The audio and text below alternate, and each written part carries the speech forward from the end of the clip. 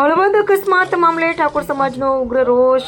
પીડિત પરિવારને ન્યાય અપાવવા આગેવાનો મેદાને પોલીસ સ્ટેશનથી લઈ ગામ સુધી પહોંચ્યા. હળવદ તાલુકાના જૂના દેવળિયા ગામે બુલેટ ચાલકે 4 દીકરીઓને અડફેટે લેતા એક દીકરીનું કરુણ મોત અને અન્ય 3 દીકરીઓ ગંભીર રીતે ઇજાગ્રસ્ત થયાની હૃદયદ્રાવક ઘટના. સમગ્ર પંથકમાં શોક અને આક્રોશની લાગણી ફેલાઈ છે. ઘટનાને લઈને ચોવાડિયા ઠાકોર સમાજના આગેવાનો પીડિત પરિવાર સાથે હળવદ પોલીસ સ્ટેશન પહોંચ્યા હતા અને જવાબદાર આરોપીઓ સામે કડક કાયદેસરની કાર્યવાહી કરવાની માંગ સાથે રજૂઆત કરી હતી. મોરબી જિલ્લા ઠાકોર સમાજના પ્રમુખ યોગેશભાઈ અગેચાળિયા, પૂર્વ ધારાસભ્ય પરસોત્તમભાઈ સાબરિયા સહિતના આગેવાનોએ પોલીસ અધિકારીઓને આવેદનપત્ર આપીને આરોપી સામે ઝડપથી ગુનો નોંધી કડક કાર્યવાહી કરવા, પીડિત પરિવારને ન્યાય અપાવવા તથા તપાસમાં કોઈપણ પ્રકારની ઢીલાસ ન રાખવાની માંગ કરી છે. તેમણે જણાવ્યું હતું કે નિર્દોષ દીકરીઓ સાથે બનેલી દુઃખદ ઘટનામાં દોષિત સામે દાખલારૂપ કાર્યવાહી થવી જોઈએ.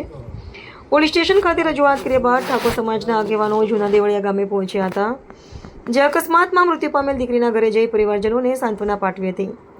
આ દુઃખની ઘડીમાં પરિવાર સાથે ઊભા રહેવાની ખાતરી આપતા આગેવાનોએ પીડિત પરિવારને સંપૂર્ણ ન્યાય મળે તે માટે સમાજ દરેક સ્તરે લડત આપશે તેવી ખાતરી પણ વ્યક્ત કરી હતી. આ ઘટનાને લઈને સ્થાનિકોમાં પણ ભારે રોષ જોવા મળી રહ્યો છે અને દોષિત સામે તાત્કાલિક તેમજ કડક કાર્યવાહી કરવાની માંગ વધુ પ્રબળ બની છે. અહેવાલ મયુર બાબરિયા. ગઈકાલે જે દુઃખદ ઘટના બની તે પછી જે દીકરીની શમશાની ત્યાં પૂરી થઈ અને આજે અમે પોલીસ સ્ટેશને વડીલો અને સમાજના આગેવાનો, કોળી સમાજના પ્રમુખ અને હળવદ તાલુકાના, મોરબી તાલુકાના અમારા બધા આગેવાનોએ એક આજે ઘટનાની ખબર લેવા માટે અમે પહોંચ્યા. તે પછી અમારે આ દીકરીને જે દુઃખદ ઘટના બની એના માટે હવે પછી ના બને એના માટે અમે બધાએ એને દિલાસો દેવા ગયા અને પીઆઈ સાહેબ પાસે અમે એટલી માંગ કરી કે ભાઈ આ વસ્તુ હવે ફરીથી ના બને અને જે કાંઈ આરોપી હોય અથવા તો જે આ દુઃખદ ઘટના બની એના કાયદેસર રીતના પગલાં લે અને કડક કાર્યવાહી કરે એના માટેની એક સમાજના આગેવાનો અને બધા સમાજના મિત્રોએ ભેગા થઈને રજૂઆત કરી અને પીઆઈ સાહેબે અમને પૂરી ખાતરી આપી છે કે જે સત્ય હકીકત છે એ 100% અમે એ કઈ વસ્તુમાં બાંધછોડ નહીં કરી, પૂરેપૂરો સહયોગ મળશે પોલીસ તંત્ર તરફથી અને પોલીસ તંત્રએ પૂરી અમને બાંહેધરી આપી છે કે અમને પૂરો ન્યાય મળશે. પરિવારનો એવો પણ આક્ષેપ છે કે 3 દિવસથી યુવતીઓની છેડતી કરતા હતા. શું કહેશો આને લઈને?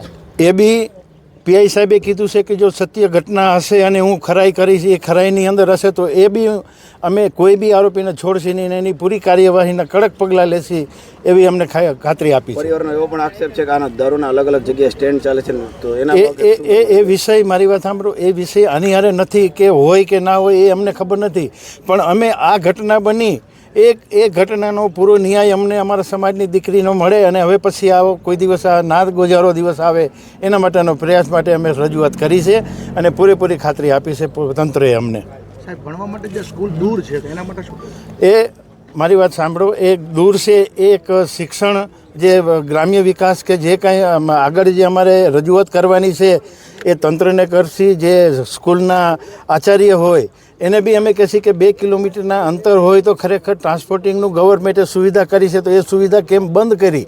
40 થી 50 દીકરા જો એ અપડાઉન 2 કિલોમીટર કરતા હોય અને કાલે ચાલીને જતા હોય તો એની માટે શું વ્યવસ્થા છે એના માટે બી અમે પ્રયાસ કરશી. મળશી અમે એના પ્રિન્સિપાલને અને આ કેવી રીતે બંધ થયું તો આના માટે વ્યવસ્થા કરવાની બી અમે વ્યવસ્થા કરશી.